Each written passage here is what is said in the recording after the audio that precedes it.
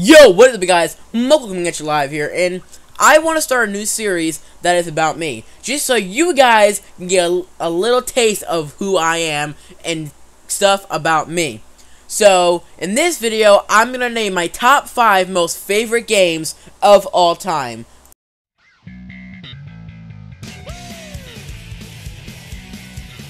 Coming in at number 5, we got Sonic Adventure 2. Now, Sonic Adventure 2 is a 2001 platform video game developed by Sonic Team USA and published by Sega.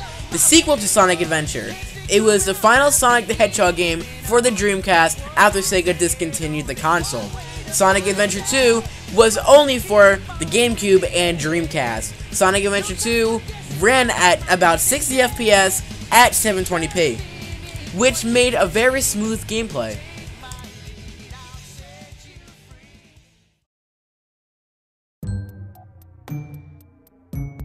Number 4, Luigi's Mansion.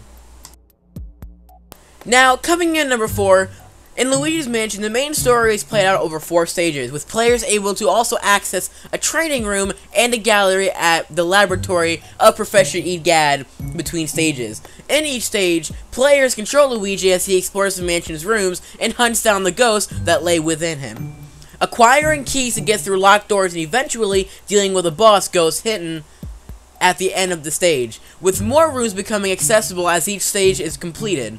To assist him in a task, Luigi uses a flashlight and 2 inventions supplied by Egad: the Poltergust 3000, a specially modified high-powered vacuum cleaner, and the Game Boy Horror, a parody of Nintendo's Game Boy Color.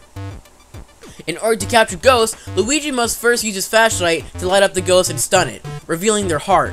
When this happens, players use the Poltergust 3000 to suck them up, steadily reducing the ghost's hit points to 0.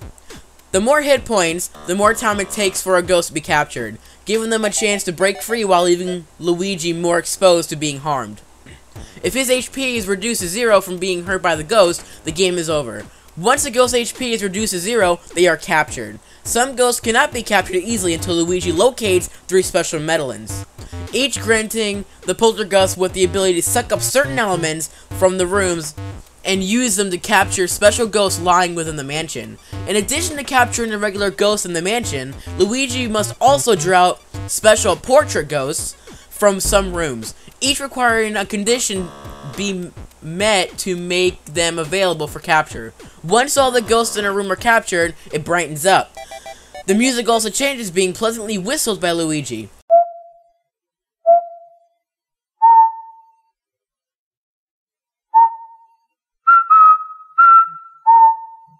While being haunted and spooky when filled with ghosts, with Luigi humming nervously to the tune.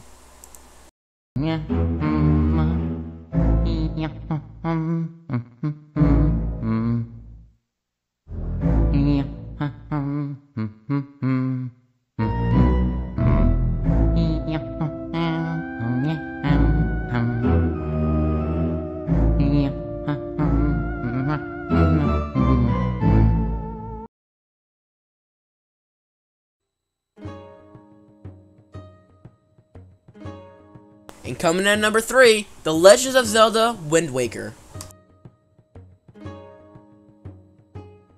Now, coming in at number 3, The Legend of Zelda: The Wind Waker is the 10th installment of the Legend of Zelda series. It is the first Zelda game for the Nintendo GameCube, and was released in Japan on December 13th, 2002, in Canada and the United States on March 24th, 2003. In South Korea on April 16, 2003, in Europe on May 3rd, in 2003, and in Australia on May 7, 2003.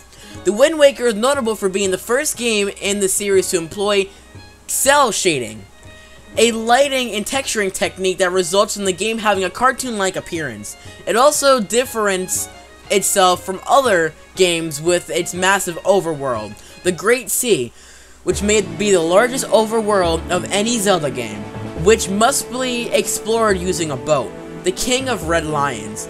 It is an indirect sequel of Ocarina of Time, taking place several hundred years after the events of the previous games.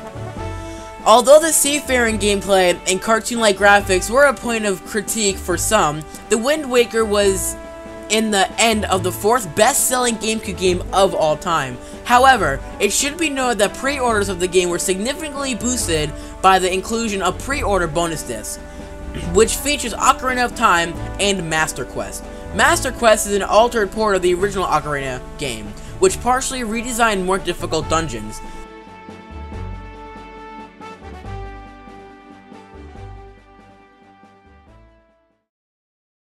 Coming in at number 2, Super Smash Bros. Melee. Super Smash Bros. Melee, what good memories of this game. Super Smash Bros. Melee is a crossover fighting game developed by HAL Laboratory and published by Nintendo for the GameCube video game console. It is the second game in the Super Smash Bros. Series. Following the 1999 release of the original game, it was released in Japan and North America in 2001, and in Europe and Australia in 2002. The game features characters from Nintendo video game franchises such as Mario, The Legend of Zelda, Star Fox, and Pokemon. Melee includes all playable characters from the first game in the series on the Nintendo 64, and also adds new characters from franchises such as Fire Emblem, of which no games have been released outside Japan at the time. The stages and gameplay modes make reference to take their designs from popular games released in Nintendo. Melee's gameplay system offers an unorthodox approach to the fighting game genre with a counter that measures damage with increasing percentages, rather than a depleting health bar seen in most fighting games. It builds on the first game by adding new gameplay features and playable characters, following the popularity of its multiplayer gameplay. Melee has been featured in many competitive gaming tournaments, and is still one of the most popular fighting games for competitive play today.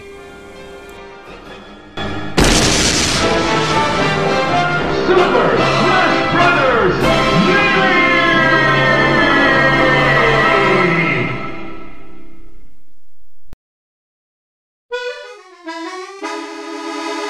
Coming in on my number 1 most favorite game, Super Mario Sunshine. Coming in at number 1, I cannot even talk about this game without wanting to play it or having nostalgia with this. Super Mario Sunshine is a 2002 platform video game developed by Nintendo Entertainment Analysis and Development, and published by Nintendo for the GameCube. It was first released in Japan in July 2002, and was later released in North America, Europe, and Australia. It is the second Super Mario 3D platformer in the series overall, following Super Mario 64 in 1996. The game takes place in the tropical isle Delfino, where Mario, Toadsworth, Princess Peach, and 5 Toads are taking a vacation. A villain resembling Mario, known as Shadow Mario, vandalizes the island with graffiti, and Mario gets blamed for the mess. Mario is ordered to clean up Isle Delfino, using a device called FLUDD, Flash Liquidizer Ultra Dousing Device, if you're curious what it stands for, while saving Princess Peach from Shadow Mario. Super Mario Sunshine received critical acclaim. The review was praising the game's graphics, Mario's array of moves, and addition of FLUDD as a mechanic, though some critics criticized the game's camera control. The game was also a commercial success, selling 5.5 million copies worldwide as of 2006, and is the 3rd best-selling GameCube game of all time.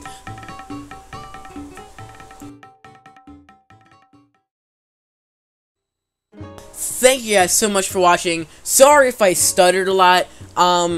This is my first video of me talking with pictures, so I had it all rehearsed and everything. I wrote it on a notepad, and I was just reading this was my words. So yeah, sorry if I stuttered a lot. I'm definitely gonna do better next time, I promise you guys. Thanks for watching. Like, comment, subscribe, and as always, stay awesome.